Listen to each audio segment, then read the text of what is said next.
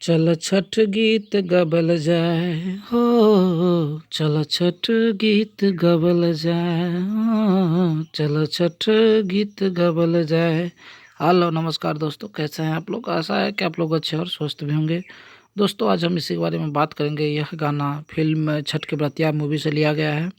यह काफ़ी अच्छा गाना है दोस्तों। इसमें स्टार कास्ट में नज़र आएंगी आपको स्मृति सिन्हा जी, सिंगर है प्रियंका सिंह और प्रोड्यूसर है कुलदीप श्रीवास्तव और राइटर शोभा वर्मा जी हैं और एडिटर इसमें गुरजीत सिंह जी हैं। यह गाना इतना अच्छा है ना दोस्तों कि आप कभी रिलैक्स माहौल में सुनिए, जहाँ पूरा शांत हो, आप अकेले हो, काफ़ी अच्छा लगेगा आपको सुन के। काफ़ी एकदम मन एकदम शांत हो जाएगा दोस्तों। काफ़ी अच्छा गाना है। आज का ये छोटा सा वीडियो आपको कैसा लगा और आप हमारे वीडियो को देखें, इसके लिए मैं आपको दिल से धन्यवाद देना चाहता हूं दोस्तों। और हमारे चैनल को सब्सक्राइब कर लीजिए और हमारे वीडियो को देखने के लिए दिल से धन्यवाद। जय हिंद दोस्तों, नमस्कार।